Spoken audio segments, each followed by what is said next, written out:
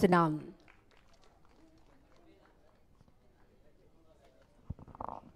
అందరికీ నమస్కారం అండి. గత కొన్ని రోజులుగా అద్భుతంగా విజయవాడ ఉత్సవం జరుగుతున్న విషయం మీ అందరికీ తెలుసు.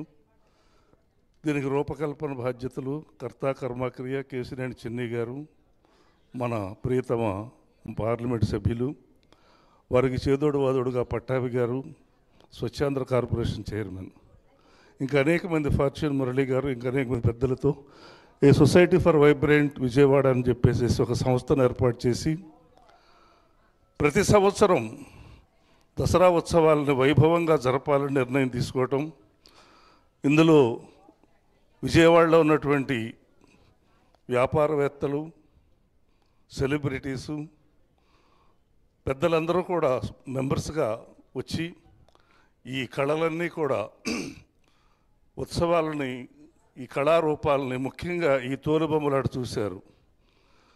ఇది కంప్లీట్గా అంతరించిపోయే కళ, అంతరించిపోతున్న కళ, పోయిన కళ. ఒక్క చిన్ని గారి సంకల్పంతో ప్రతిరోజు పెట్టడం వలన ఇది ప్రపంచవ్యాప్తంగా ప్రాచుర్యం పొంది మళ్ళీ జీవకళగా మారేటువంటి అవకాశం ఈ కళకు వచ్చింది. దీనికి అంతటికీ కారణం చిన్ని గారికి ఒక్కసారి మనం అభినందించాల్సిన అవసరం ఉంది. ఏ కళ అయినా కూడా కాలానికి అనుగుణంగా, ఆ మారుతున్న సమాజానికి అనుగుణంగా మారేది ఒక కళ అయితే, సంప్రదాయ కళలు, శాస్త్రీయ కళలు ఏదైతే పుట్టినప్పుడు ఎలా ఉన్నాయో ఆ శాస్త్రీయతనే చూపెట్టేవి శాస్త్రీయ కళలు. మనం కూచిపూడిని మార్చలేము, భరతనాట్యాన్ని మార్చలేము, తోలుబొమ్మలాటని మార్చలేము.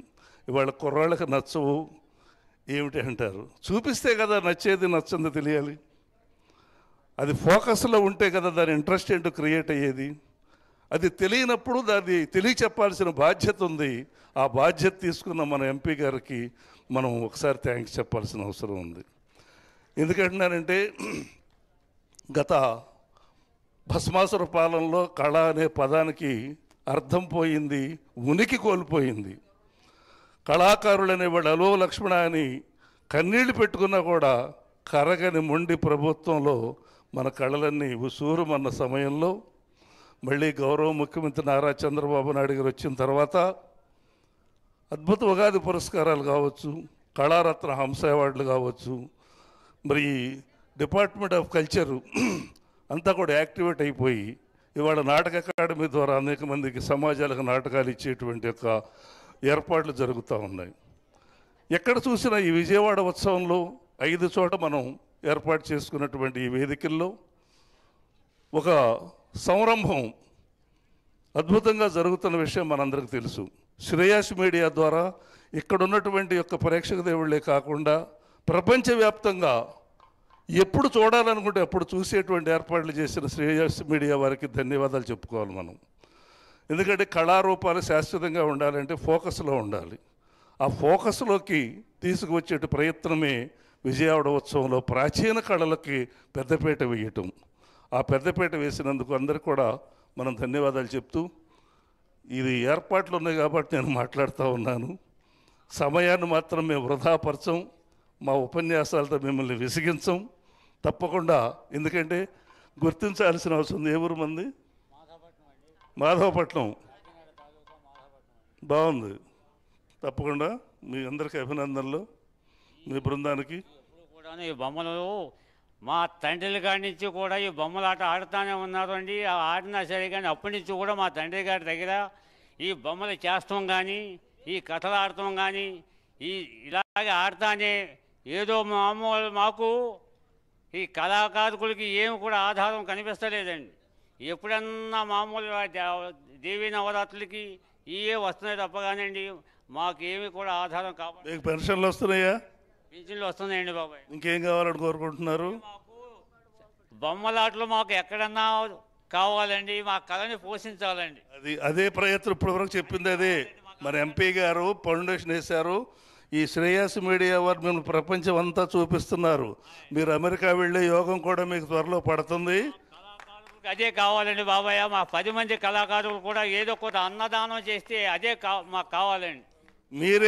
మీరే అన్నదానం చేసే రోజులు వస్తాయి. మరి అదండి మీరంతా కూడా అయ్యా మా మీద దయ ఉంచి మా కళాకారులకు అందరూ కూడా మాకు దారి చూపెట్టాలని నమస్కరించి మామూలుగా దండం పెడుతున్నానండి బాబు గారు. మీ పేరు? అన్నవరం అండి. అన్నవరం గారు, తప్పకుండా మన కేశినేని చిన్ని గారి యొక్క ఆలోచన అది. అందుకే ప్రతిరోజు పెట్టారు. ఇది మీ ఒక్కదే కాదు, మీ సమాజాలన్నీ పిలిపించారు. ప్రతిరోజు మొట్టమొదటితో ఇక్కడే కాదు, ఘంటసాల కళా ప్రాంగణంలో కూడా అక్కడ ఇక్కడ కూడా తోలుబొమ్మలతోనే మొదలవుతోంది కార్యక్రమాలు. ఎందుకు? మీరు ఇక్కడ ప్రదర్శిస్తే చూసేది 400-500 మంది అయితే ప్రపంచవ్యాప్తంగా కొన్ని లక్షల మంది చూస్తూ ఉన్నారు. వాళ్ళందరూ కూడా ఇంకా ఉన్నాయా ఇంకా ఉన్నాయనే ఆలోచనలోంచి ఉన్నాయి కాబట్టి మనం తెప్పించుకోవాలి అని ఆలోచన చేస్తూ ఉన్నారు. రెడీయా సార్? అయ్యా రెడీయా మీరు? మాస్టర్ రెడీ కదా? ఓకే. ఉన్నారు కాబట్టి బాబాయ్ ఈ కళని మామూలు చూపెట్టి రాష్ట్రం ప్రపంచం అంతా కూడా ఈ కళని బయట మామూలుగా నిరూపిస్తున్నారండి. మీరు కొంచెం భాష ఇవన్నీ మార్చుకుని కరెక్ట్గా చేయాలి. ఇప్పుడున్న వాళ్ళకి అనుకూలంగా పాడాలి. కుర్రాళ్ళందరూ బాగా ప్రాక్టీస్ అవ్వాలి. థ్యాంక్ యూ అమ్మ అన్నపూర్ణమ్మ గారు, వాళ్ళు రెడీ చేయమ్మా. Thank you very much sir. ధన్యవాదాలు గుమ్మడి గోపాలకృష్ణ గారు.